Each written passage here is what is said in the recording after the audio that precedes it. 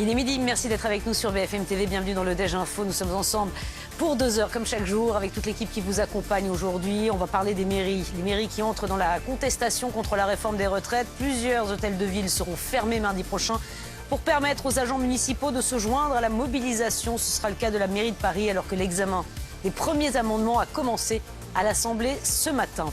Bernard Laporte, qui démissionne de son poste de président de la Fédération française de rugby, très contesté en interne, mais s'était déjà mis en retrait après sa condamnation en justice. On va y revenir.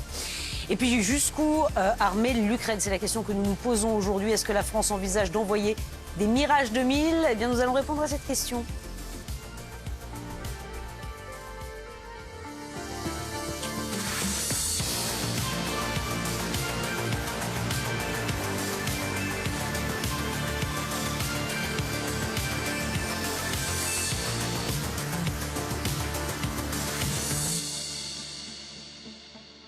Bonjour Bruno, qui vous accompagne comme chaque jour. Patrick Sauce est avec nous, Candice Samaout également et Arnaud Souk d'RMC Sport est là sur ce plateau. On va d'abord parler de la grogne contre la réforme des retraites qui gagne maintenant, je vous le disais, les mairies. L'hôtel de ville de Paris assure un service minimum mardi prochain pour permettre à ses agents de se joindre au mouvement.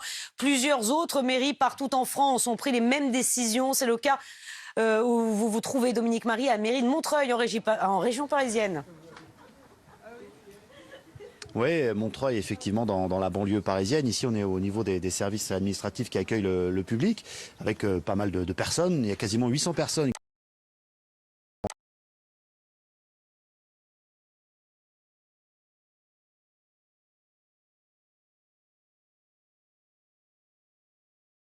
D'état civil pour les naissances et les décès. Merci beaucoup Dominique Marie avec Sébastien Savoie. Bruno, quand même une question assez simple d'ailleurs que ceux qui nous regardent doivent se poser. C'est légal ça pour une mairie de permettre à ses agents de fermer en tout cas mardi prochain? Alors, ce qui n'est pas légal, c'est la fermeture totale de la mairie. C'est même inscrit dans la loi. Il y a une continuité de service public qui doit être assurée, état civil, mariage, ça c'est obligatoire. Donc, les mairies qui fermeraient totalement leurs portes mardi 31 janvier se mettraient dans l'illégalité contraire à la loi. Ensuite, la deuxième chose qui va se poser, c'est les mairies qui vont porter atteinte à la neutralité du service public. Par exemple, en déployant des banderoles sur leur façade. Ça va être le cas à Paris. La banderole, c'est Maire solidaire avec le mouvement social. Alors, vous savez que cette initiative est partie de Fabien Roussel, qui a encouragé tous les maires à fermer leurs hôtels de ville mardi 31 janvier pour permettre aux agents municipaux de manifester. Alors évidemment, le droit de grève est consacré, y compris pour les agents municipaux. La question qui peut se poser, c'est plutôt sur l'affaire de la banderole sur les mairies. Là, il y a la question de la neutralité du service public. Si des administrés considèrent que le service public n'est pas neutre dans leur commune, ils peuvent porter plainte et peut-être que ce sera discuté, ce sera jugé par la justice. Mais si je résume, c'est légal à condition qu'il y ait un minimum de continuité de service public est assuré. Deuxièmement, les agents municipaux ont le droit d'aller manifester, mais s'ils manifestent, c'est en prenant une demi-journée de congé ou en faisant grève. Donc ils ne seront pas payés. Et le troisième point, c'est l'affaire de la neutralité du service public. Tout ça encadré, c'est possible de suivre ce qu'a dit Fabien Roussel, à condition que. Voilà, à condition de respecter la loi. Le projet de loi est arrivé en commission des finances ce matin avant d'être examiné à partir de lundi en commission des affaires sociales. Plus de 7000 amendements ont été déposés sur le texte. Anthony Lebos, vous êtes à l'Assemblée nationale. Le débat, je crois, est très vif au moment où nous parlons.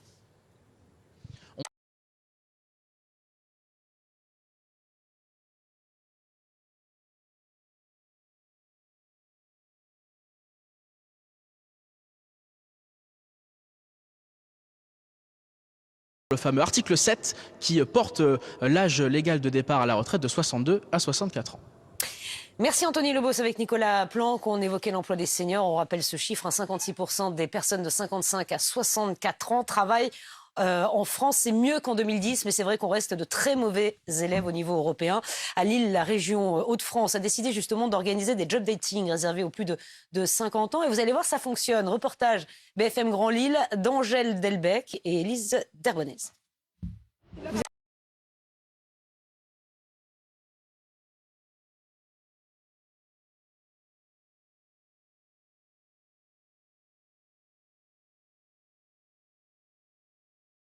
ont plus de 50 ans.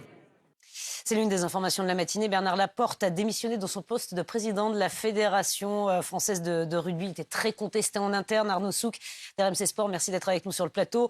Il a été poussé à se mettre en retrait après sa condamnation de justice. Et voilà, on en arrive donc à sa démission aujourd'hui. C'est la crise au sein de la Fédération. On rappelle juste que Bernard Laporte avait donc été condamné en première instance en décembre pour corruption à 2 ans de prison. Une peine qu'il réfutait, puisqu'il réfutait tout simplement les faits qui lui étaient reprochés. À ce moment-là, il a dit, sous la pression pourtant déjà de la ministre des Sports Amélie Oudéa-Castéra, qui lui a demandé de se retirer, non, je ne m'en retirerai pas, je ne reconnais pas les faits qui me sont contestés. Ce qui s'est passé entre-temps, c'est que malgré tout, elle a réussi à le faire se mettre légèrement en retrait. Il est resté président, mais on allait désigner un président délégué pour cette fédération française de rugby. On a même fait un référendum au sein du monde amateur, au sein des clubs amateurs. Patrick Buisson, l'un des hommes de main de Bernard Laporte, qui a tout simplement été réfuté par les clubs amateurs cette semaine. Entre-temps, on a appris également que Bernard Laporte était soupçonné d'être mouillé dans une affaire de blanchiment de fraude fiscale. Bref, Amélie Oudéa-Castéra avait insisté hier lors de ses vœux au monde du sport sur le fait que Bernard Laporte devait se mettre en retrait.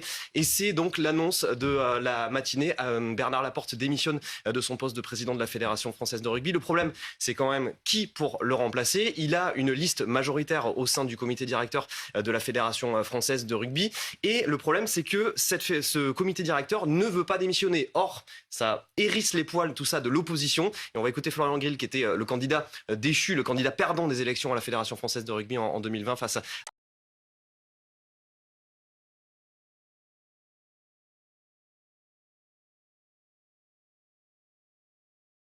Il réclame une démission du comité directeur afin de convoquer des élections générales et donc une nouvelle élection tout simplement d'un nouveau président de la fédération sous 6 semaines. Or, si le comité directeur ne démissionne pas comme la ministre le voudrait, eh bien, il n'y aura pas de nouvelles élections générales. Il y aura un président qui sera choisi parmi l'Assemblée actuelle et ça serait a priori, encore une fois, un des hommes de main de Bernard Laporte, peut-être Serge Simon, par ailleurs l'un de ses vice-présidents. Merci beaucoup Arnaud d'être venu sur le plateau du Déj Info sur BFM TV. L'heure est aux plaidoiries des parties civiles au procès en appel de Bruno Garcia dans l'affaire du féminicide de Julie Douible. Le réquisitoire est attendu en début d'après-midi tout à l'heure. Hier, l'audition des enregistrements où on l'entend insulter, humilier son ex-compagne a été un moment très difficile pour les proches de Julie. Aurore Villemur.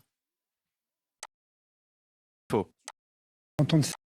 Avait déposé Bombardement. Après l'OTAN en revue, elle était hier classé sans suite.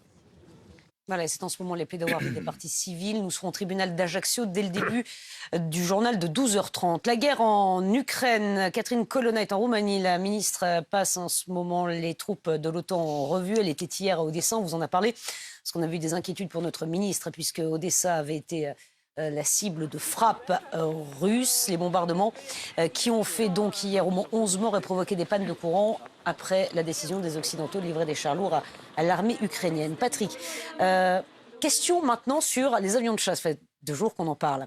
La question que l'on se pose est de savoir si la France pourrait elle aussi livrer des avions de chasse. On disait a priori que non, mais il y a peut-être des questions autour des Mirage 2000, l'ancienne génération d'avions de chasse. Oui, et qui volent toujours dans les armées françaises, dans l'armée de l'air et de l'espace. Alors, en fait, la question, elle se pose chez les Ukrainiens. Et pour l'instant, la réponse française est très évasive. Une source très proche de ces discussions me disait dans le courant de la semaine que c'était un sujet très en amont. Et je vous le disais hier, qui dit sujet en amont, dit sujet quand même.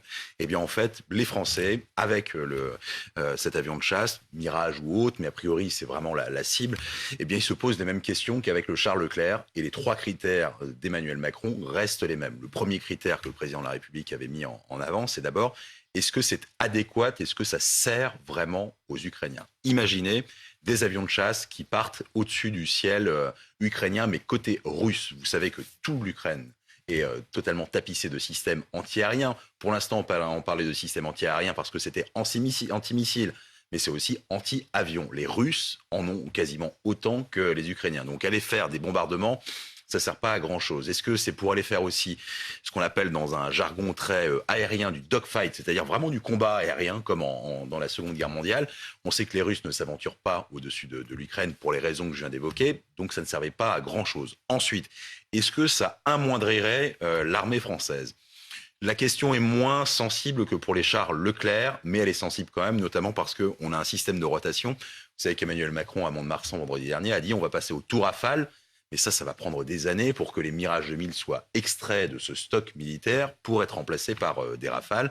Surtout qu'on en a vendu certains qu'on devait avoir à la Grèce. Et puis enfin, il y a toujours la maintenance. On le rappelle, même si ça paraît de plus en plus clair pour les téléspectateurs, envoyer un avion, c'est pas simplement l'aéronef avec 1 ou 2 pilotes. Il y a la maintenance, le kérosène, il y a les pièces détachées, mais aussi, en 2023, vous n'évoluez plus du tout seul dans votre avion à essayer d'avoir l'avion d'en face. Vous avez tout un système de sécurité autour de vous, et ça veut dire énormément de moyens.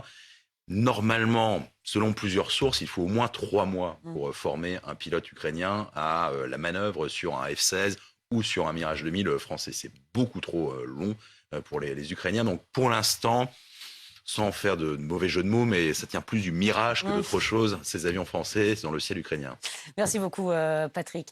Voilà pour ces images de Mirage. Donc, ce n'est pas à l'ordre du jour pour l'instant. Dans l'actualité, aujourd'hui, il y a aussi ce plan pour lutter contre la maltraitance animale présenté par le ministre de l'Intérieur. 4000 référents police seront présents dans tous les commissariats de France. Les chiffres de la maltraitance sont en forte hausse. 12 000 infractions recensées en 2021. Marion Bordier et Baptiste Keita. Alors, le chenil, en fait...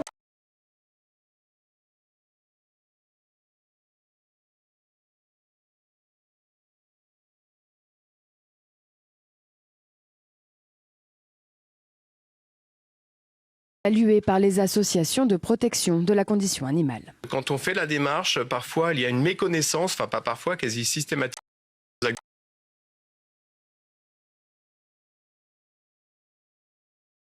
Prison et 45 000 € d'amende. La peine passe à 5 ans de prison en cas de mort de l'animal. Et la présidente de la Fondation 30 millions d'amis sera avec nous dans le journal de 13h. Tout à l'heure, Candice, on s'interroge sur les photos que nous postons de nos enfants sur les réseaux sociaux. Ça part d'un bon sentiment. Malheureusement, il faut être extrêmement vigilant. Mais oui, c'est vrai que parfois, il y a un peu d'abus. C'est-à-dire qu'on l'a tous fait au moins une fois, une petite photo de famille, un bon moment qu'on a envie de partager avec un hashtag bien guimauve. Bon, ça nous arrive, c'est vrai. Alors après, quand ça devient une industrie, c'est quand même autre chose. Par exemple, il y a des comptes, des influenceurs ou influenceuses familiaux qui postent carrément un déballage de cadeaux. Et évidemment, tous ces cadeaux, pensez bien que ce sont des placements de produits. C'est là que ça devient quand même assez problématique. On estime quand même qu'un enfant apparaît en moyenne sur 1300 photos postées avant l'âge de 13 ans. Alors, ça, c'est une étude du député Renaissance Bruno Studer qui donc est à l'origine de la proposition de loi qui vise à garantir le respect du droit à l'image des enfants. Et alors, les plus jeunes sont les plus exposés, sachez-le. 75% des enfants pris en photo ont entre 0 et 5 ans. Pourquoi ? Parce que dans nos vies maintenant, les réseaux, c'est tellement important. Les petites mignonneries, les bébés, les enfants tout petits en bas âge, ça ramasse un nombre de likes absolument dingue. Et puis aujourd'hui, c'est un peu la course à ça. Non, mais il faut expliquer peut-être pour ceux qui nous regardent que ça peut être dangereux et on n'y pense évidemment pas en postant les photos. Ça peut être très dangereux pour les enfants. Oui, c'est très important de bien prendre conscience de ça. La moitié des photos échangées sur des sites pédopornographiques ont été publiées préalablement sur l'un des comptes des réseaux, sur les réseaux des parents. Parce qu'en fait, si vous voulez, si vous postez ces photos-là, c'est très grave parce que vous fléchez quasiment quelqu'un de très mal intentionné vers vos enfants en donnant le lieu, leur école, leur crèche. Et évidemment, ça peut donner lieu à des choses extrêmement dramatiques. Écoutez justement le député Renaissance qui était chez Première Édition.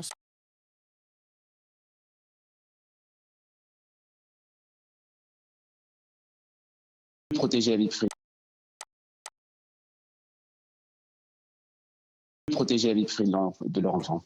Oui, parce qu'on n'y pense pas non plus assez. Mais par exemple, il a 18 ans ou elle a 18 ans. Vous postez, j'en dis, joyeux anniversaire mon petit poussin. Souviens-toi quand tu étais sur le pot à 2 ans. Vous postez ça et après ça peut donner lieu carrément à du harcèlement scolaire parce que les jeunes s'en emparent et on sait la violence que ça peut avoir. Voilà, en fait l'idée de cette loi, c'est de dire que nos enfants ont aussi le droit au respect de leur vie privée. Ouais, et c'est vrai que c'est quelque chose qu'on n'imagine pas forcément comme ça, mais en réalité, c'est très important et c'est ça, effectivement, c'est la définition de cette notion de vie privée que le député veut introduire dans la définition de l'autorité parentale. Il faut quand même savoir que cette loi serait une loi civile et pas pénale, donc ce serait pas, il y aurait rien de, il y aurait pas de punition, si vous voulez, c'est plus une loi d'éducation à la parentalité et au respect de cette vie privée. Il faut savoir qu'à partir de 13 ans quand même, les adolescents adolescents deviennent propriétaires légalement de leur corps. Donc il faut quand même savoir que vous devez vraiment leur demander leur avis si vous ne le faites pas encore. Et en plus, ils pourraient eux-mêmes demander au CRIF de retirer toutes les photos. C'est légalement possible. Voilà, prudence. Ça part d'un bon sentiment, mais prudence. Il faut protéger nos enfants. Il est 12h20. Dans un tout petit instant, nous sommes en direct du tribunal d'Ajaccio. On attend le réquisitoire dans l'affaire du féminicide de Julie Douib. C'est en ce moment les plaidoiries des parties civiles. Nous sommes sur place dans quelques minutes. À tout de suite.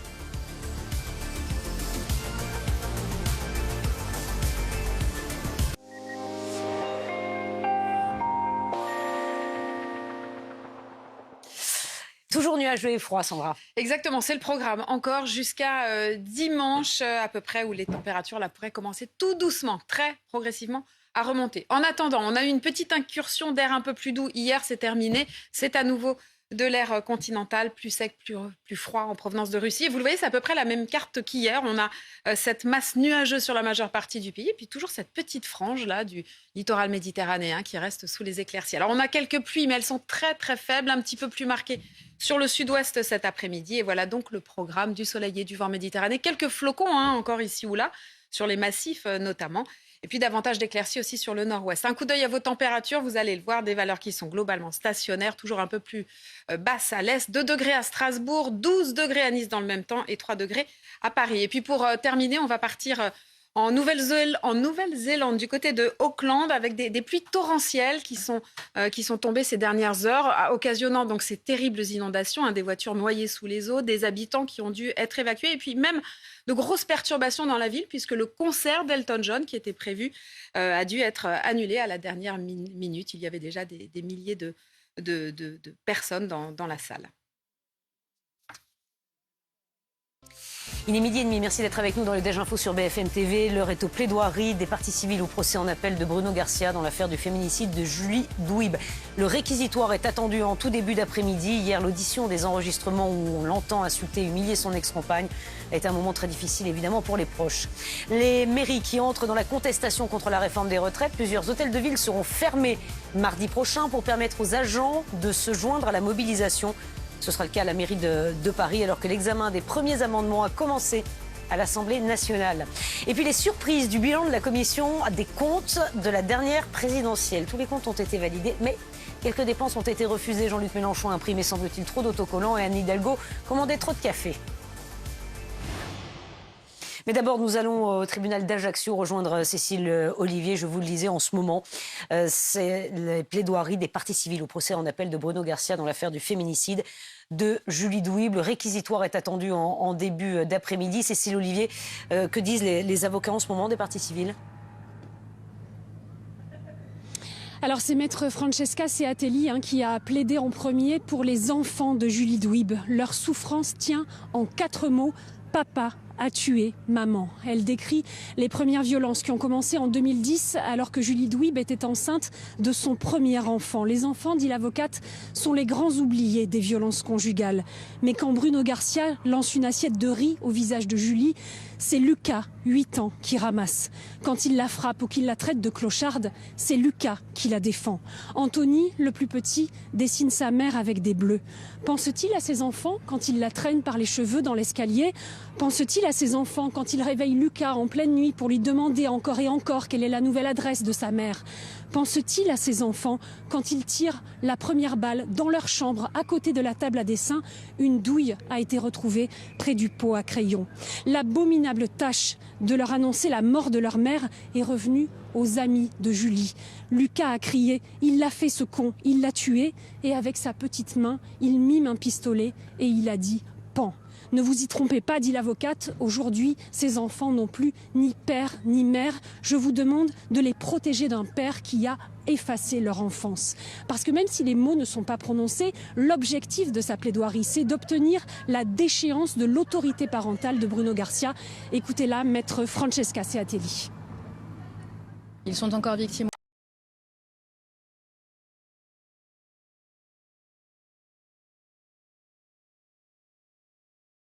En première instance, Bruno Garcia avait été condamné à la réclusion criminelle à perpétuité. Merci Cécile Olivier avec Simon Pires de Souza En direct d'Ajaccio, le projet de loi qui est arrivé en commission des finances ce matin avant d'être examiné à partir de lundi en commission des affaires sociales.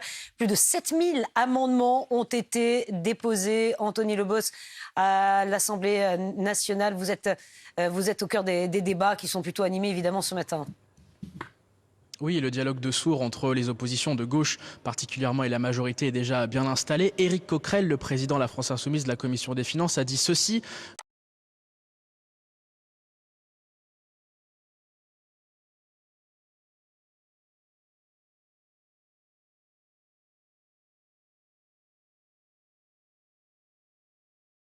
Avec Nicolas Planck en direct de l'Assemblée nationale. Et la grogne contre la réforme des retraites gagne maintenant les mairies. L'hôtel de ville de Paris assurera un service minimum mardi prochain pour permettre à ses agents de se joindre au mouvement. Plusieurs autres mairies partout en France ont pris les mêmes décisions. Emeline Darcourt, Chloé Barbeau.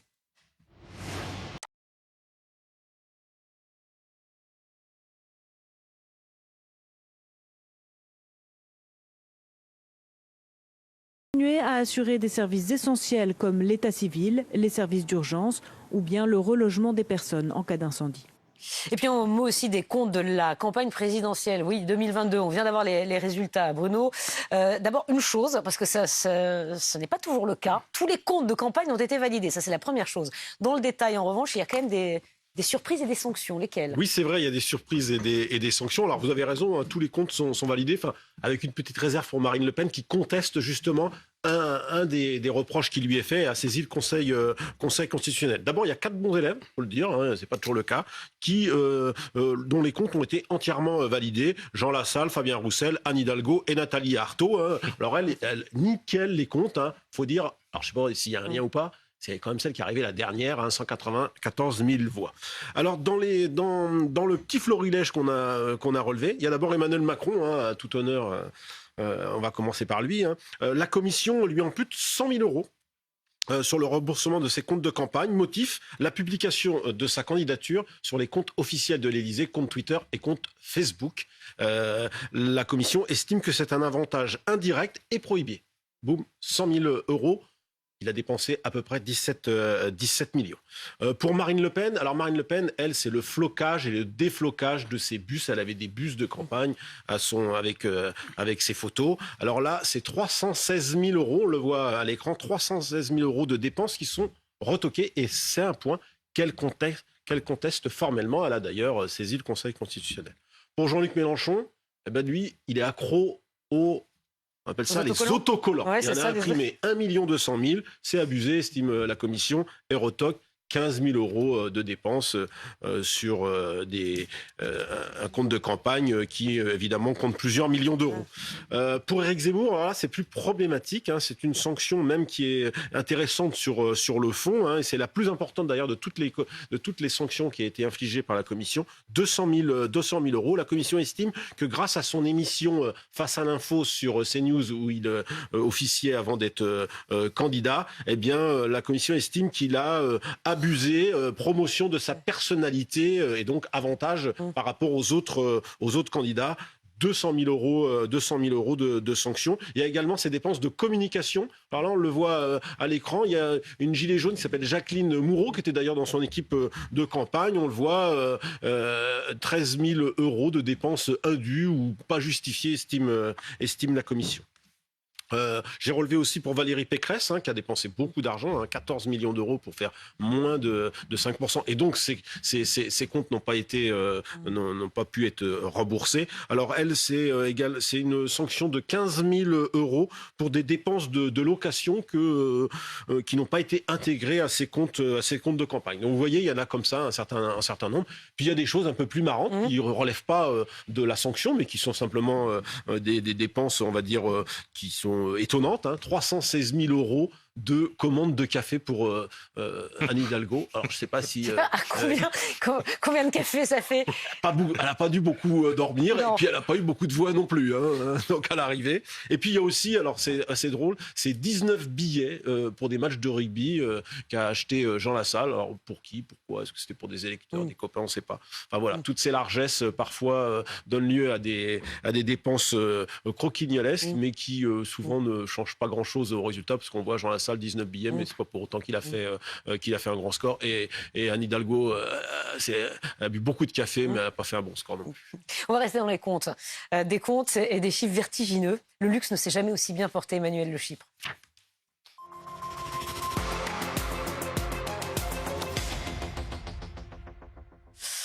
Ouais, les chiffres sont vertigineux et ils méritent d'être expliqués dans le contexte économique et le contexte mondial que l'on connaît, Emmanuel. Les résultats des VLMH, ça donne une tournie. Ben oui, il faut se réjouir finalement de ce succès. C'est vrai que 2022, c'est vraiment l'année de tous les records pour LVMH. LVMH, Louis Vuitton, NC, près de 80 milliards d'euros de ventes, plus 23% sur un an. En 34 ans, donc si on remonte au moment où Bernard Arnault a racheté finalement l'enseigne, le chiffre d'affaires a été multiplié par 32, les profits par 46. Quelle est l'activité qui tire ces belles maisons? Cette année, c'est surtout les marques Dior et Vuitton qui ont cartonné. Vuitton a doublé ses ventes depuis 4 ans.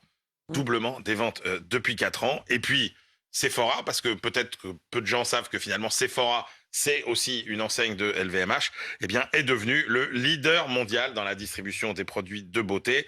Résultat, LVMH conforte sa place de première capitalisation du CAC 40, première entreprise européenne à valoir plus de 400 milliards d'euros.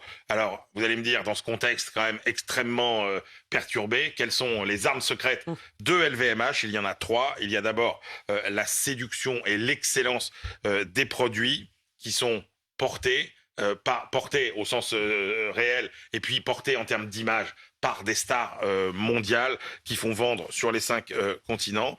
La force des marques, le monde entier veut se payer l'image du luxe et du savoir-vivre à la française.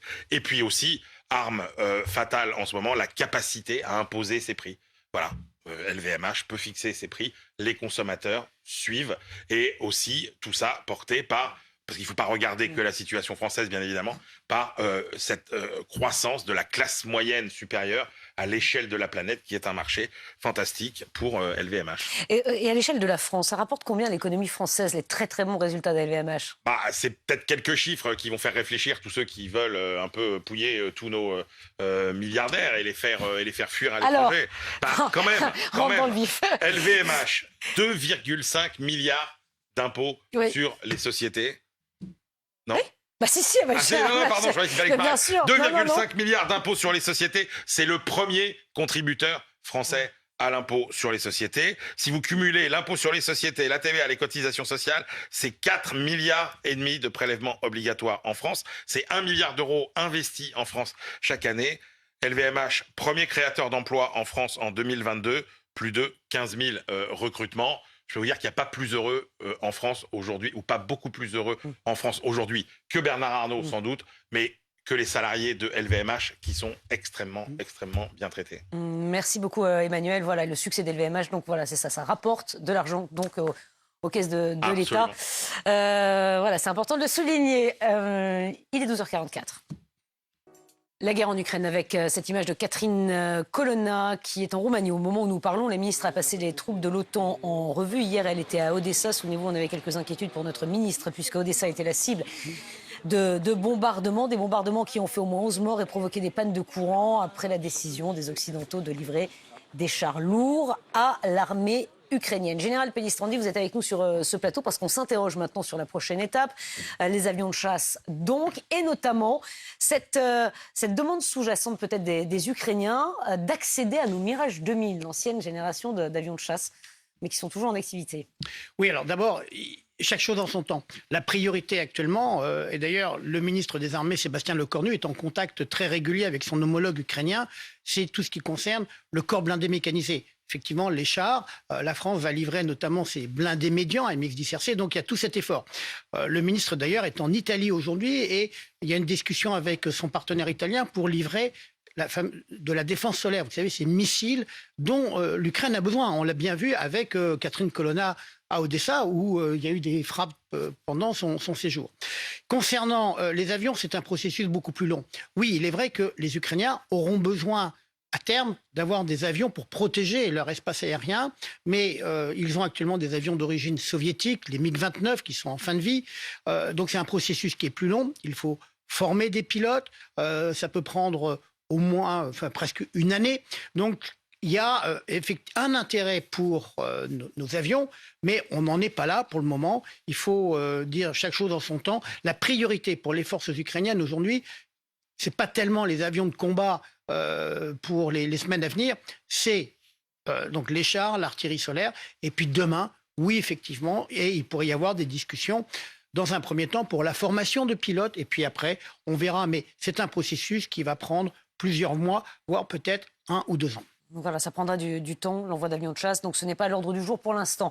Les combats qui s'intensifient dans l'Est, c'est pour cette raison d'ailleurs que les Ukrainiens espèrent que les chars lourds occidentaux arrivent vite, les léopards allemands et les Abrams notamment. Le problème, et on va vous expliquer pourquoi, c'est qu'ils vont mettre du temps à arriver ces chars. Milan Argelas.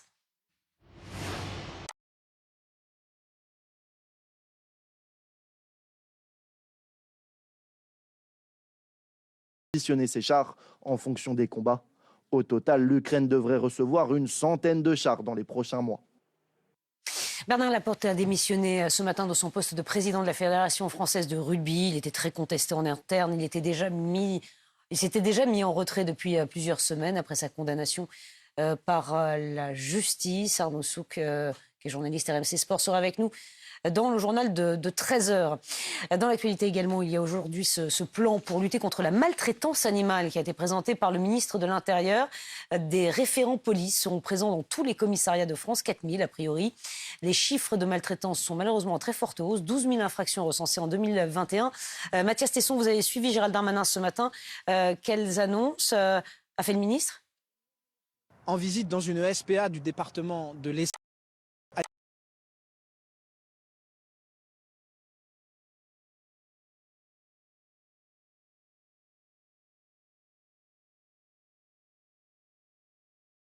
ce sont principalement les chiens et les chats qui sont victimes de ces faits-là.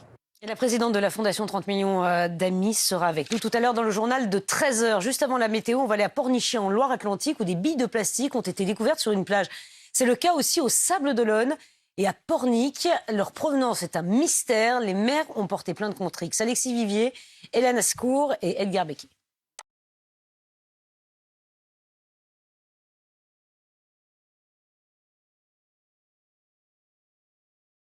Secrétaire d'État à la mer, Hervé Berville.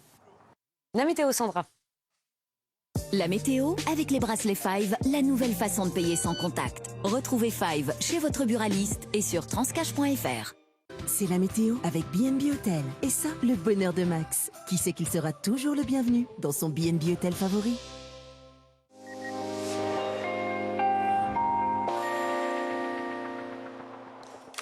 Toujours de la grisaille et du froid, Sandra. Oui, toujours de la grisaille et du froid. Après un léger redoux hier, retour de ce froid, on en a au moins jusqu'à dimanche. Ensuite, progressivement, tout doucement, les températures devraient commencer à remonter. Alors, vous allez voir la carte d'aujourd'hui, c'est quasiment la même que celle d'hier. On a toujours ces nuages bien présents sur la majeure partie du pays. Et vous le voyez, toujours cette petite frange du littoral là qui reste vraiment à l'écart des nuages, un temps beaucoup plus ensoleillé.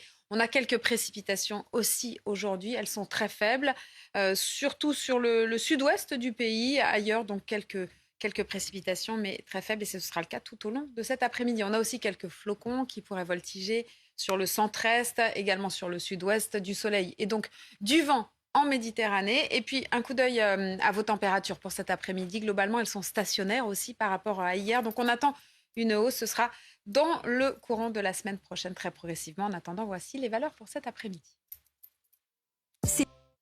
Il est 12h53, les mairies qui entrent dans la contestation contre la réforme des retraites. Plusieurs seront fermées, assurant un service minimum. Mardi, c'est le cas de la mairie de Paris. D'autres mairies, des dizaines de mairies ont fait le même choix. Nous serons à Montreuil dans un instant. À tout de suite.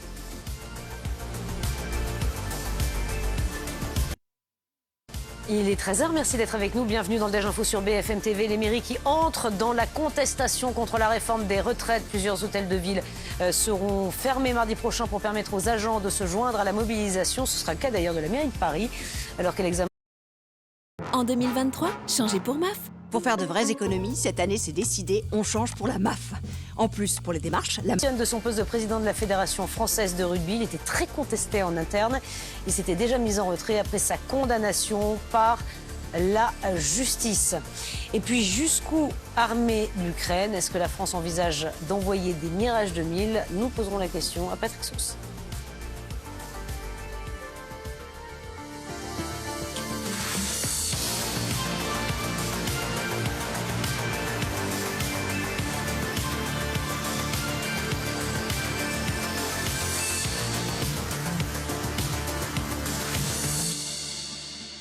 Mais d'abord, la grogne contre la réforme des retraites gagne maintenant les mairies. L'hôtel de ville de Paris assurera un service minimum mardi prochain pour permettre à ses agents de se joindre au mouvement. Plusieurs autres mairies partout en France ont pris les mêmes décisions. C'est le cas où vous êtes, Dominique Marie, à la mairie de Montreuil en région parisienne.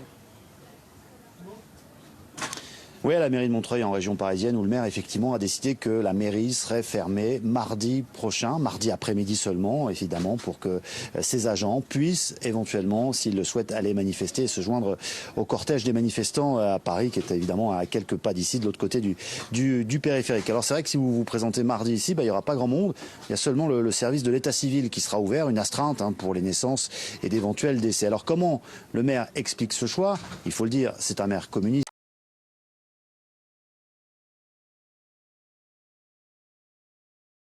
Au départ de la place de la République.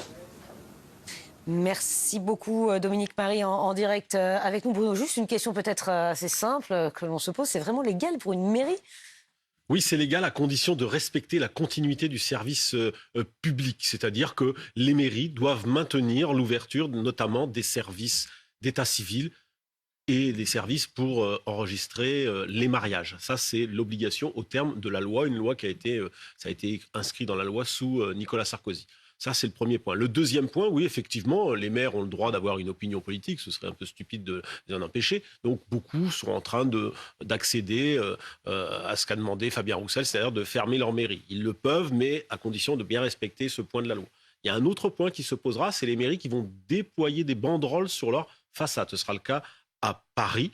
Et là, il y a une obligation de respecter la neutralité du service public et ils peuvent se mettre, des administrés pourront éventuellement contester la présence de banderoles. On verra si ça ira jusqu'aux tribunaux. Mais c'est possible à condition de respecter justement les obligations de continuité de service public. Et alors le projet de loi, lui, de la réforme des retraites est arrivé en commission des finances ce matin.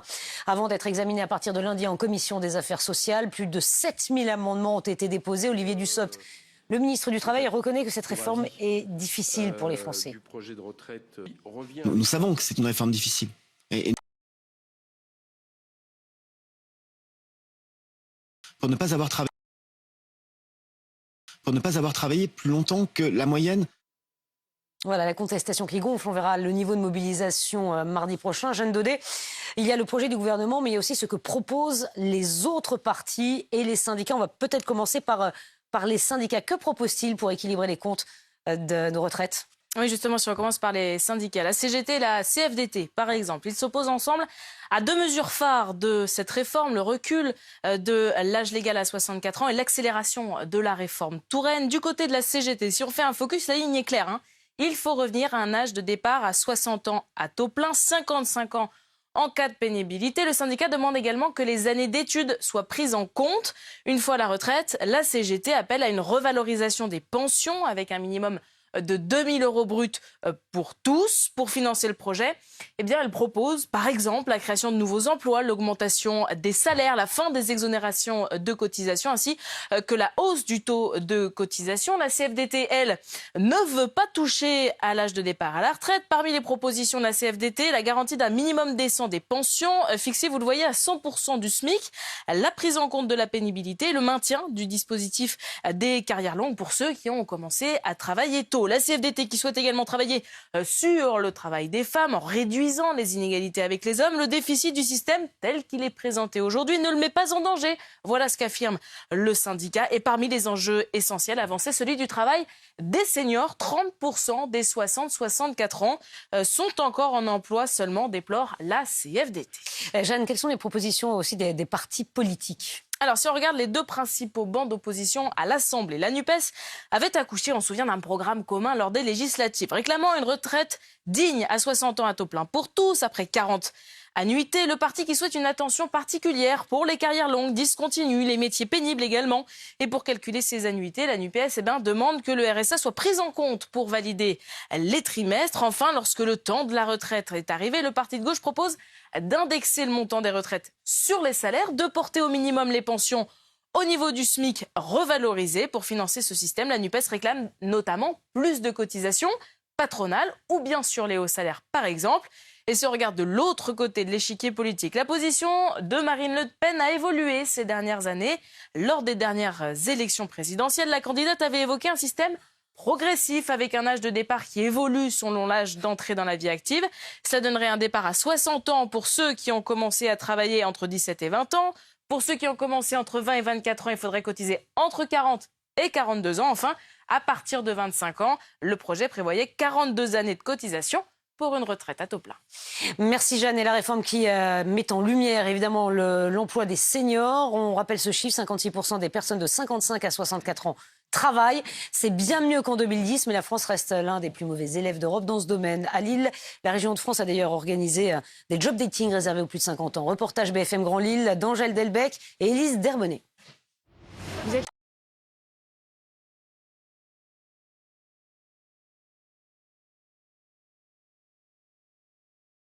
25% des demandeurs d'emploi ont plus de 50 ans. C'est l'une des informations de la matinée. Bernard Laporte, qui a démissionné de son poste de président de la Fédération française de rugby. Arnaud Souk d'RMC Sport est avec nous. Il était très contesté, Bernard Laporte, en interne. Il s'était mis en retrait d'ailleurs depuis sa condamnation de justice. C'est une crise majeure que traverse la Fédération, là. Il a fini par démissionner devant les admonestations, notamment de la ministre des Sports, Amélie Oudéa-Castéra. On l'a dit, il a été condamné à 2 ans de prison avec sursis au mois de décembre dans une affaire de corruption. Elle lui avait demandé de se mettre en retrait, chose qu'il avait faite juste avant Noël.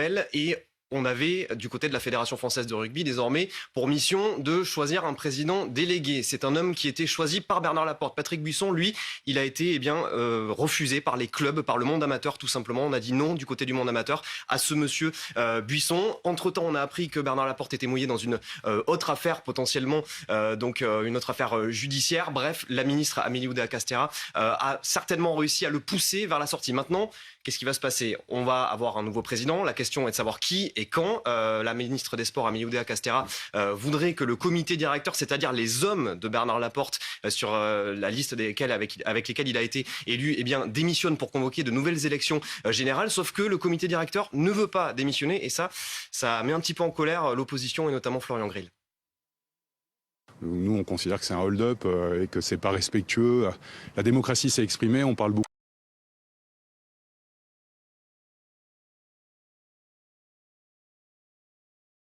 Oui. Merci beaucoup Arnaud d'être venu sur le plateau du Déj Info. On a été interpellé par cette histoire, ce bébé de 9 mois qui a été oublié dans une crèche à la station des Ors. C'est dans les Hautes-Alpes, pas par les parents, mais par le personnel de la garderie. Une enquête est ouverte. La petite fille a été oubliée par le personnel qui a fermé les portes à 16h30. Et quand la maman est venue chercher son enfant, l'enfant était là, mais les portes étaient fermées. Bonjour Pierre Voller, vous êtes maire des Ors. Merci d'être en direct avec nous. Évidemment, on est un peu surpris par cette affaire. Qu'est-ce qui s'est passé exactement ?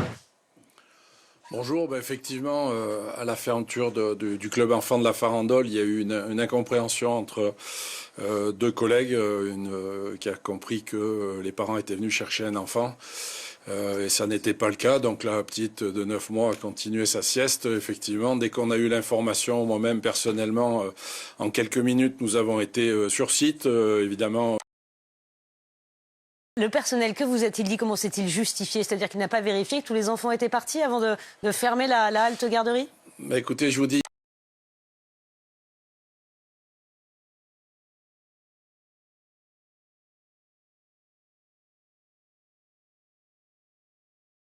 De la petite sœur de BFM TV, BFM d'ici, que nous saluons. La guerre en Ukraine, à présent, avec cette image de Catherine Colonna. La ministre a passé les troupes de l'OTAN en revue. Elle était en Roumanie. Vous la voyez, cette image. Voilà l'image de la ministre. Elle a passé les troupes en revue hier. À Odessa, au moment des frappes. Elle va bien, vous le voyez. Patrick, juste un mot sur justement les armes que nous fournissons à l'Ukraine. On a parlé des chars, on évoque depuis plusieurs jours les avions de chasse et, pourquoi pas, nos Mirage 2000. Alors, la les génération chars la plus Leclerc ancienne. que nous ne fournissons pas. Les chars AMX, oui, ils vont partir. Il y a même des discussions pour en envoyer beaucoup plus. Vous connaissez un petit peu la politique française qui est de ne pas donner de chiffres, mais on parle quand même de plusieurs dizaines. Et effectivement, comme prévu, j'ai envie de dire, le mois de février va arriver, ce sera le mois de l'avion. Dans quasiment toutes les chancelleries, le téléphone va sonner. On avait entendu et lu d'ailleurs Oleg Reznikov, le ministre ukrainien de la Défense, dire dans le Figaro hier, je vais continuer à harceler gentiment mes collègues de la Défense. Eh bien, il semble que les discussions aient commencé avec nos voisins de Ballard et de l'hôtel de Brienne, c'est-à-dire le ministère des Armées. Parce que BFM TV est à côté du ministère, exactement. pour préciser que nos téléspectateurs Mais pour comprennent. l'instant, ces discussions, elles ne vont que dans un sens. Oui, les Ukrainiens réfléchissent vraiment à demander des avions à la France, réfléchissent encore plus à demander à la France de former des pilotes ukrainiens. Ce sera peut-être un peu plus facile. Mais encore une fois, il y a ces 3 critères qui ont été énoncés plusieurs fois par Emmanuel Macron. 1, est-ce que ça va servir à quelque chose pour les Ukrainiens ? C'est-à-dire des avions qui pourraient bombarder des zones russes, mais des zones russes qui sont protégées par des systèmes antimissiles, pour le coup, très perfectionnés. Ça reste dangereux. Ensuite, est-ce que ça va amoindrir le parc des avions de la France ? On sait qu'on va passer au tout Rafale, mais il y a un petit delta, singulièrement entre 2023 et 2024, où on va enlever nos Mirage 2000, mais on n'aura pas autant de Rafale. Donc, ce serait bien d'en garder quelques-uns sous le coude. Et puis enfin, la maintenance et tout ce qui va autour de l'avion, c'est-à-dire le pilote qu'on doit former, mais aussi tout le système qui fait qu'un avion, en 2023, face à des MiG ou des Sukhoi qui sont, pour certains, très évolués en Russie, eh bien, il doit évoluer dans toute une bulle de sécurité. Et ça, c'est encore plus gros et encore plus difficile à obtenir que des chars. Merci beaucoup, Patrick. L'actualité aujourd'hui, c'est aussi ce plan pour lutter contre la maltraitance animale présenté par le ministre de l'Intérieur. Des référents police seront présents dans tous les commissariats de France. Les chiffres de maltraitance sont en forte hausse. On va essayer de comprendre pourquoi. 12 000 infractions recensées en 2021. Marion Bordier, Baptiste Keita.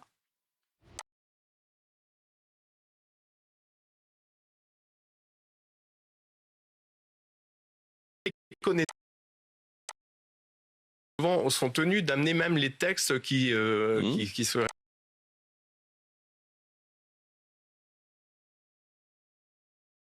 5 000 € d'amende.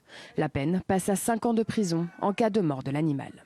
Bonjour Réa Hutin, merci d'être avec nous en direct. Vous êtes présidente de la Fondation 30 millions d'amis. D'abord, je voudrais juste avant, évidemment vous devez être satisfaite de cette décision, mais est-ce que vous avez peut-être une explication sur le fait que les chiffres s'envolent, le nombre de cas de maltraitance animale qui a explosé en quelques années, 12 000 donc infractions relevées en 2021, ce sont les derniers chiffres, contre 9 000 en 2016. Comment on explique ça ? Mais écoutez, d'une manière générale, il y a les réseaux sociaux maintenant, il y a des malins qui montrent cette maltraitance sur les réseaux. C'est pour ça qu'il faut être vraiment très, très vigilant. Il faut attaquer dès qu'on peut lorsqu'on voit ce genre d'horreur sur les réseaux. Et puis, je crois qu'il y a une démobilisation. Vous savez, envers les animaux, on ne peut pas dire que le gouvernement ait pris beaucoup de mesures ces derniers temps en faveur des animaux. Alors évidemment, nous nous félicitons de cette prise de conscience de la part du ministre qui affiche sa volonté de lutter fermement contre ce fléau de la maltraitance. Mais il est probablement le seul membre du gouvernement à disposer d'une vraie sensibilité à l'égard des animaux. Et je dois dire que son chat Boris, adopté dans un refuge, a dû être de très bons conseils. Donc nous nous tenons à sa disposition pour travailler à ses côtés afin que les auteurs d'actes de cruauté abominables sur les animaux soient systématiquement appréhendés. C'est intéressant ce que vous dites. Vous dites, la maltraitance, évidemment, ça part du mimétisme avec les réseaux sociaux, malheureusement. Est-ce qu'il y a aussi peut-être le fait que parfois on prend un animal de compagnie, mais on ne réfléchit pas que c'est un être vivant et qu'il va falloir s'en occuper? Est-ce qu'il peut y avoir aussi un lien avec ce fait?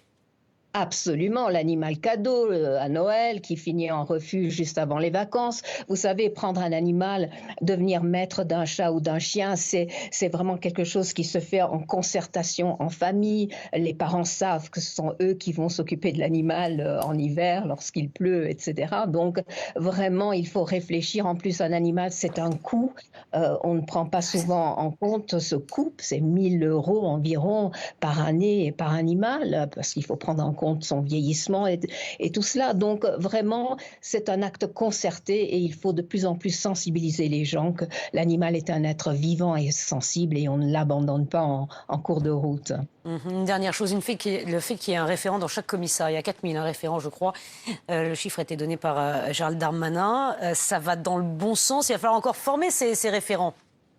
Mais bien sûr, il faut justement, ça fait partie des questions qu'on se pose, qui sont qu'est-ce qu'ils auront comme possibilité de connaître la loi. Nous avons un code de l'animal que nous publions chaque année de la Fondation 30 millions d'amis qui est mise à jour chaque année et toutes les lois, les jurisprudences dans le domaine du droit animalier y sont, donc c'est à leur disposition. Ces agents pourront aussi à cette fin suivre des cours de droit animalier à l'instar de ceux dispensés à l'Université de Limoges en partenariat avec la Fondation. Mais ce qu'il faut vraiment savoir, c'est que nous regrettons que cette communication émane du seul ministère de l'Intérieur parce que c'est le ministère de la Justice qui, lui, qui est fortement concerné par ces cas. Nous sommes trop souvent confrontés à des faits de maltraitance documentés, mais classés sans suite ou sanctionnés par des peines dérisoires. Donc, le ministère de la Justice doit aussi prendre des mesures à la hauteur de ces enjeux. Vous voyez, donc, par exemple, la sensibilisation des magistrats, ils doivent prendre en compte que l'animal est un être vivant et sensible et qu'on n'entende plus « ah, ce n'était qu'un chat ». Vous voyez, donc, véritablement, c'est un vivant et il faut le protéger. Merci beaucoup d'avoir été en direct avec nous et d'avoir réagi donc à ces nouvelles mesures pour protéger les animaux, nos animaux de compagnie et les autres. Merci beaucoup. Candice, il est 13h23. On s'est interrogé, Candice, sur les photos que nous postons de nos enfants sur les réseaux sociaux. Il faut être extrêmement vigilant parce que ça part d'un bon sentiment, souvent, pour donner des nouvelles à la famille et autres et aux amis. Mais malheureusement, ces photos parfois sont détournés. Oui, alors en fait, c'est vrai que ça part d'un bon sentiment. Parfois, on a envie de partager un bon moment en famille, entre amis. On met un joli petit hashtag qui va bien et puis on le met comme ça aux yeux du monde entier. Sauf que, effectivement, pour certains, c'est vraiment occasionnel et pour d'autres, ça vire vraiment à la frénésie, voire au commerce et à l'industrie, quand par exemple, ça vient d'influenceurs familiaux qui vont déballer des cadeaux comme ça avec leurs enfants. Et finalement, ces cadeaux, eh bien, ce ne sont autres que des placements produits. Et voilà. Et finalement, les enfants, ils sont pas vraiment au courant de ce qu'ils font. Donc ça commence à être problématique. Après, sur les photos plus précisément, on estime qu'un enfant apparaît en moyenne sur 1300 photos publiées avant l'âge de 13 ans, ce qui est quand même déjà effarant comme chiffre. C'est l'étude donc du député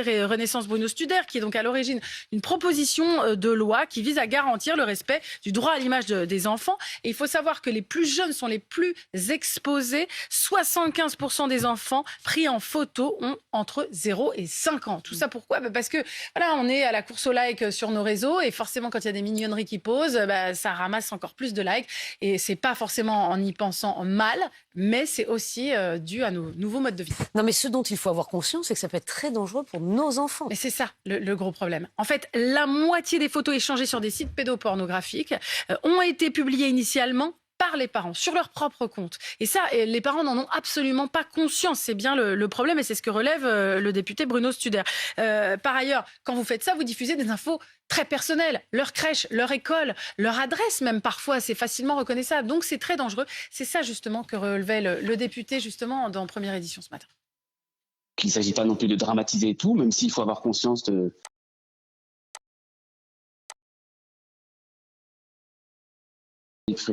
leur enfant. Et puis, on ne pense pas non plus au harcèlement scolaire suffisamment. C'est-à-dire que vous postez pour les 18 ans, les 13 ans, les 15 ans de votre fils, sa photo de lui quand il avait 2 ans sur le pot, une situation un peu gênante, mais que nous, on trouve trop mignonne. Et puis, finalement, les potes s'en emparent et ça fait le tour des réseaux, ça devient viral et on sait ce que ça donne. Alors, l'idée de cette loi, c'est de rappeler que nos enfants, même mineurs, ont droit au respect de la vie privée. Ouais, et ça, on n'en a pas suffisamment conscience. Alors là, l'idée, là, c'est vraiment d'introduire cette notion de vie privée dans la définition de l'autorité parentale pour que ce soit vraiment un peu gravé, entre guillemets, dans la loi, pour sensibiliser. Bon, évidemment, en revanche, cette loi, toutefois, ce serait une loi civile et pas une loi pénale. Donc c'est un peu comme la loi anti-fessée de 2019, si vous voulez, c'est presque à but éducatif des parents, parce que, selon le député, on ne peut pas tout pénaliser non plus. Toutefois, on ne le sait pas assez, mais dès 13 ans, l'ado devient légalement propriétaire de son corps. Donc on doit impérativement lui demander son autorisation et surtout, si lui le décide, avant même sa majorité, il peut appeler le CRIF qui dispose de vos infos personnelles et demander d'effacer toutes ces photos. Merci beaucoup Candice, pas de photos donc. Enfin, faut réfléchir avant de poster des photos de ses enfants. Merci. La météo.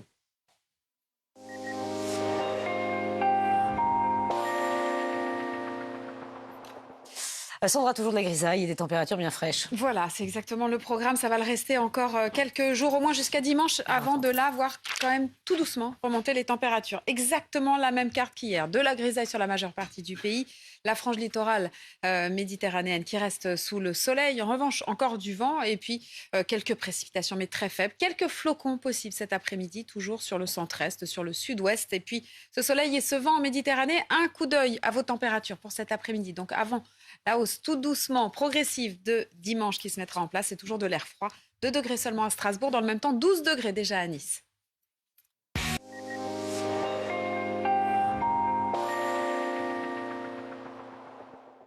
Dans vos stations pour ce week-end et pour ce samedi après-midi, eh bien, on retrouvera sur les Vosges un ciel chargé, encore quelques flocons après les chutes de neige du matin un petit peu plus conséquentes.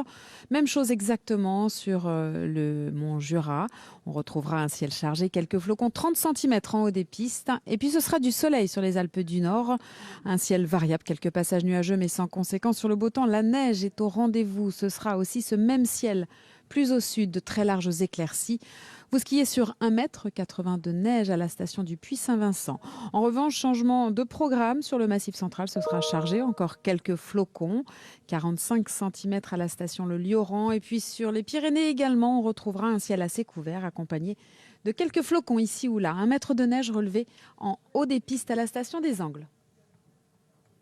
13h30 sur BFM TV, on va revenir sur cette information que vous voyez s'afficher sur votre écran. Le fils d'Éric Dupond-Moretti est en garde à vue au moment où nous parlons pour des soupçons de violence conjugale. Vincent Ventighem nous a rejoint sur le plateau, le ministre a réagi. L'heure est aux plaidoiries des parties civiles au procès en appel de Bruno Garcia dans l'affaire du féminicide de Julie Douible. Le réquisitoire est attendu dans l'après-midi. Hier, l'audition des enregistrements où l'on entend insulter et humilier son ex-compagne a été très difficile évidemment pour ses proches. Et puis les maires qui entrent dans la contestation contre la réforme des retraites. Plusieurs hôtels de ville seront fermés mardi prochain pour permettre aux agents municipaux de se joindre à la mobilisation. C'est le cas de la mairie de Paris, alors que l'examen des premiers amendements a commencé à l'Assemblée. Mais d'abord, Vincent Ventighem, vous nous avez rejoint sur ce plateau. On va revenir sur cette toute dernière information. Que s'est-il passé? Le fils du ministre de la Justice, Éric Dupond-Moretti, est en ce moment en garde à vue. Il est soupçonné de violence conjugale. Exactement, il est en garde à vue dans les locaux de la gendarmerie de Courchevel en Savoie. Selon les informations de Marion Dubreuil, notre consoeur d'RMC, les faits se seraient déroulés hier. C'est une voisine du couple qui a alerté les gendarmes quand elle a entendu un bruit de dispute, de violence conjugale, et surtout quand elle a accueilli la compagne de Raphaël Dupond-Moretti, donc le fils du ministre, chez elle. Celle-ci se serait plaint de coups de pied, de poing et des coups de sac. À la suite de ça, Raphaël Dupond-Moretti se serait présenté de lui-même aux autorités avant d'être reconvoqué aujourd'hui et d'être placé donc en garde à vue pour ses soupçons de violence conjugale. Éric Dupond-Moretti a pris la parole, le garde des Sceaux qui s'est exprimé et qui a réagi il y a quelques instants. Exactement. En tant que père, je suis dévasté. J'ai une pensée pour la victime. Chaque violence, quelle qu'elle soit, est intolérable. En tant que ministre, je n'ai cessé de lutter contre les violences faites aux femmes et que pour que leurs paroles soient prises en compte, en tant que citoyen, je demande à ce qu'on respecte ma vie familiale, c'est ce que dit le ministre. Et effectivement, son entourage nous dit qu'il ne veut pas s'exprimer sur cette affaire puisque c'est le droit à son intimité. Du côté des autorités, le parquet d'Albertville que nous avons contacté se refuse à tout commentaire. Tout ce que l'on peut dire, c'est qu'il est en garde à vue à l'heure actuelle pour répondre de ces soupçons de violence conjugale. Merci beaucoup Vincent Ventighem. Et l'heure est aux plaidoiries des parties civiles au procès en appel de Bruno Garcia dans l'affaire du féminicide de Julie Douible. Le réquisitoire est attendu en début d'après-midi. Cécile Olivier, vous êtes au tribunal d'Ajaccio. Le réquisitoire a commencé. Oui, et au tout début de son réquisitoire, l'avocate générale s'est d'abord tournée vers les parents de Julie Douib. En tant que magistrate, je voudrais vous le dire, il y a eu des manquements dans ce dossier. Julie avait déposé 6 plaintes et 5 mains courantes. Bruno Garcia aurait dû être renvoyé devant un tribunal pour violence conjugale. Et puis, elle reprend un à un tous les éléments de ce dossier, qui pour elle est assez simple. Il y a le témoignage de cette voisine à qui Julie avait dit un an avant, un jour, il va me tuer. Il y a ce témoin oculaire du meurtre qui a dit le type était acharné au moment du coup de feu.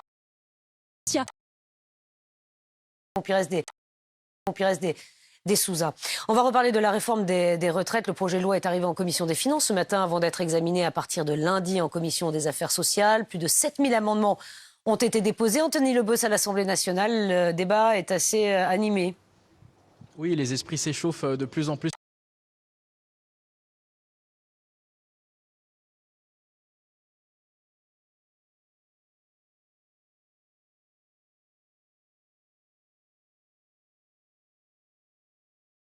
Merci beaucoup Anthony. Avec Nicolas Planck en direct de l'Assemblée nationale. Et la grogne contre la réforme des retraites gagne maintenant les mairies. L'hôtel de ville de Paris assurera un service minimum mardi prochain pour permettre à ses agents de se joindre au mouvement. Plusieurs autres mairies partout en France ont pris les mêmes décisions. Émile Darcourt, Chloé Barbeau.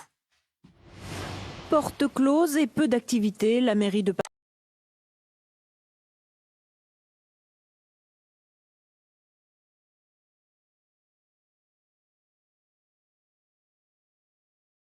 d'urgence ou bien le relogement des personnes en cas d'incendie. Voilà donc pour les retraites, un mot aussi des comptes de campagne de la présidentielle parce que ça y est, Bruno, nous avons le bilan. On vient d'avoir le résultat, ils ont tous été validés, les comptes de campagne. Ça n'arrive pas toujours, donc c'est important de le signaler. Mais dans le détail, on va le voir ensemble, il y a quand même des surprises et quelques sanctions. Oui, parce qu'en fait, la Commission nationale scrute toutes les lignes de chaque compte de candidat et relève ceux qui peuvent être retoqués. Et puis ceux qui sont étranges et ça donne lieu à un florilège, vous avez raison. Alors si on commence par Emmanuel Macron, le vainqueur de la dernière présidentielle, la Commission lui a amputé 100 000 euros dans ses comptes de campagne. Motif, la publication de sa candidature sur les comptes officiels de l'Élysée, les comptes Twitter et Facebook. La Commission estime que c'est un avantage indirect, écrit-elle, et prohibé.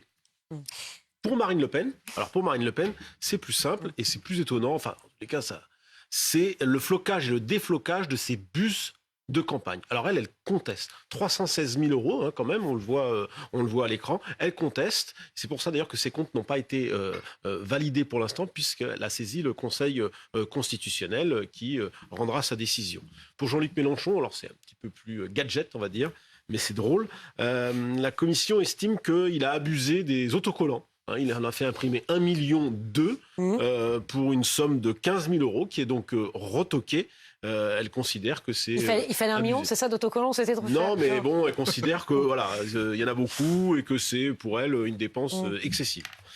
Pour Éric Zemmour, alors c'est plus étonnant, et puis ça fera peut-être jurisprudence, parce que c'est pas arrivé souvent.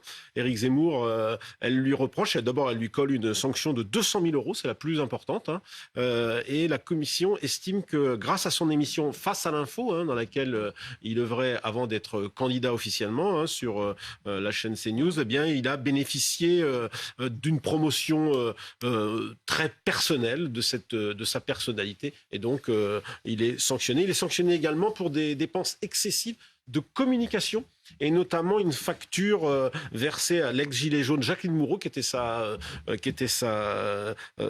conseillère dans cette campagne, membre de son comité stratégique, 13 000 euros. Donc voilà, la commission, comme ça, elle a relevé un certain nombre de dépenses. Certaines sont retirées des comptes de campagne et reçoivent une sanction. Valérie Pécresse, par exemple, qui a dépensé beaucoup d'argent, 14 millions d'euros pour faire moins de 5%, eh bien une sanction de 15 000 euros. La commission n'a pas retrouvé des dépenses de location de salles qui n'ont pas été réintégrées dans les comptes de campagne. Mais le plus drôle, je vous le garde pour la fin, parce que ça c'est quand même assez marrant, ce n'est pas une sanction, mais simplement la commission a relevé ça, on peut le lire au fil des pages.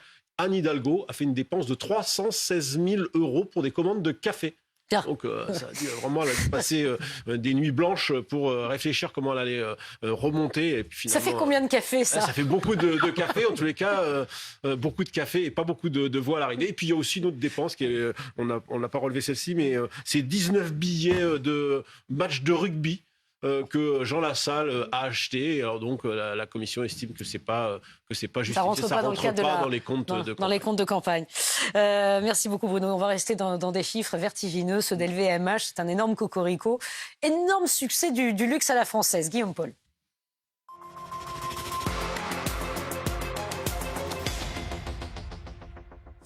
Voilà les résultats d'LVMH. Oui. Sont des chiffres un peu plus élevés que Bruno, je suis désolé. Là, ça va être quand même autre chose. Quoi. Oui, là on est dans les milliards, c'est autre chose. Guillaume, les chiffres sont astronomiques. C'est extrême. Non, mais c'est une société qui dépasse les lois de la pesanteur, LVMH. C'est-à-dire que tous les ans, ils annoncent des résultats absolument stratosphériques. Et là encore, c'est le cas cette année. Voilà, on est sur 79 milliards d'euros de chiffre d'affaires sur 2022. Quand vous avez toutes les charges, les salaires, vous êtes à 14 milliards d'euros de bénéfices chez LVMH en 2022. C'est tout simplement du jamais vu, Pascal. Mais alors, je voudrais juste que vous m'expliquiez comment ce groupe, dans un contexte de crise mondiale, on n'en est pas loin, arrive à résister. Mais parce que c'est un groupe qui est présent partout dans le monde, avec des marques qui sont mondialement connues. Vous avez Louis Vuitton, vous avez Dior, vous avez Tiffany, vous avez Moët & Chandon. Givenchy, Bulgari, Chaumet, j'en passe, c'est des vins spiritueux, de l'horlogerie, du prêt-à-porter, de la maroquinerie, des parfums.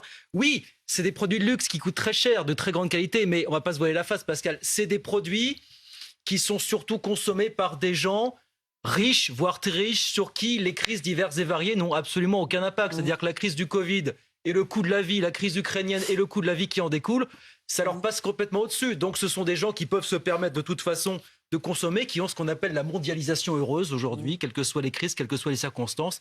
Et donc ils peuvent consommer sans que LVMH, du coup, ait besoin de baisser ses prix parce que c'est la crise ou parce qu'il y a telle ou telle raison. Donc pour eux, c'est absolument indolore finalement. Tout ça, mais donc vous dites, LVMH, c'est pour les riches. Alors, pas seulement, mais en partie. C'est-à-dire qu'il y a aussi un facteur qui est que, les chiffres le montrent, les inégalités se creusent dans le monde, hélas. Vous avez de plus en plus de gens pauvres qui étaient issus des classes moyennes qui deviennent pauvres, qui de toute façon ne consommaient pas des produits LVMH. Et vous avez à l'inverse de plus en plus de riches dans de nouvelles zones géographiques. L'Inde, la Chine, où LVMH fait quasiment un tiers de son chiffre d'affaires aujourd'hui. C'est là qu'il y a encore beaucoup de riches à aller chercher pour LVMH. Donc ça nous laisse encore augurer de très très belles années. Et puis la grande force aussi, c'est qu'ils arrivent à attirer des jeunes chez LVMH, grâce notamment à des campagnes de pub qui sont portées par des stars internationales. Vous savez, il y a eu pas mal de choses avec Charlize Theron, Emma Stone, Léa Seydoux, Nathalie Portman, Cristiano Ronaldo, Léo Messi. Il y a même eu une campagne de pub, des collaborations avec Rihanna, mais ça n'a pas duré.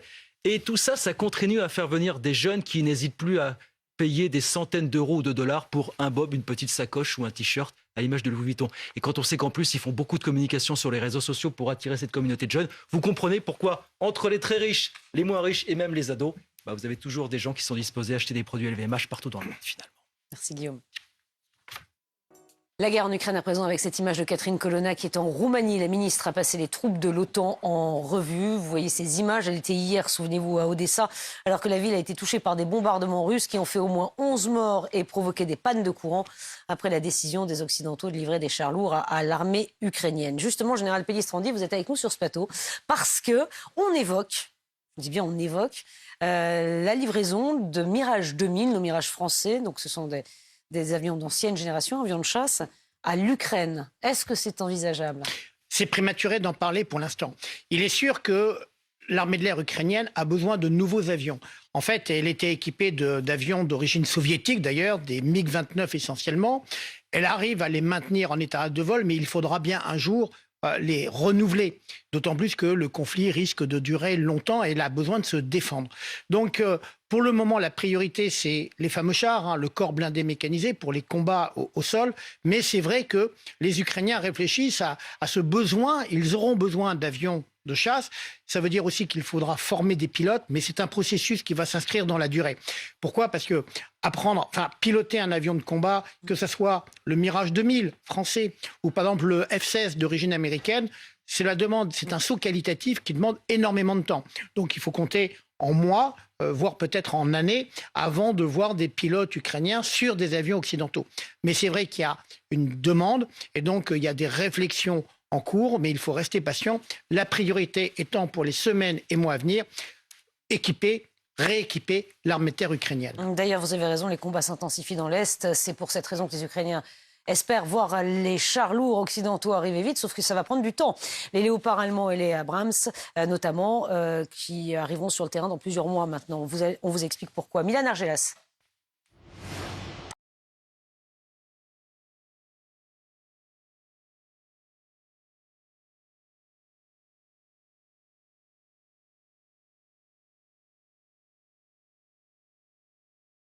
Fonction des combats. Il est 13h46, juste avant la météo, on va aller à Pornichet, en Loire-Atlantique, où des billes de plastique ont été découvertes sur une plage. C'est le cas aussi au Sables-d'Olonne et à Pornic. Leur provenance est un mystère et les maires ont porté plainte contre X. Alexis Vivier, Hélène Assécourt et Edgar Becquet.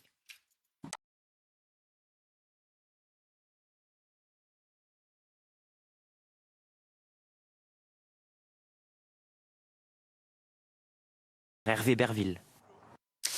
La météo, Sandra.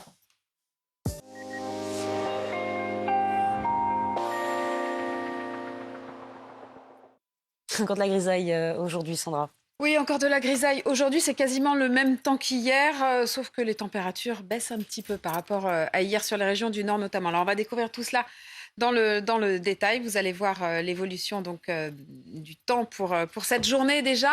Donc, on a quelques précipitations, mais elles sont très faibles. Et puis, vous le voyez, comme hier exactement, on a vraiment cette frange littorale là, sur le pourtour méditerranéen qui reste bien dégagée sous le soleil. Ailleurs, donc de la grisaille, quelques pluies, mais qui restent très faibles. On va découvrir le programme pour votre début de week-end, pour ce samedi. Et vous le voyez, c'est encore globalement, majoritairement des nuages. Des nuages avec quelques flocons sur les reliefs, sur le centre-est, sur le sud-ouest également.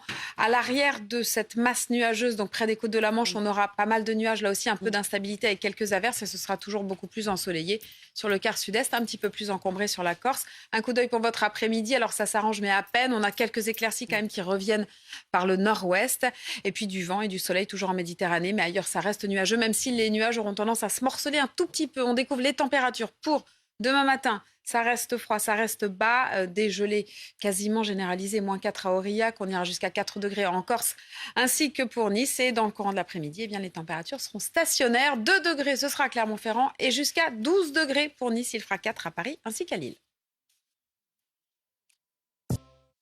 Il est 13h50 dans un instant, l'après-midi info. Karine Ménoville, François Guépillon qui vont revenir sur cette information que nous vous donnions tout à l'heure. Le fils d'Éric Dupond-Moretti est en garde à vue. Il est soupçonné de violence conjugale. Il est en garde à vue à Courchevel. Vincent Ventillem sera également sur ce plateau. Je vous souhaite une très belle journée. À lundi.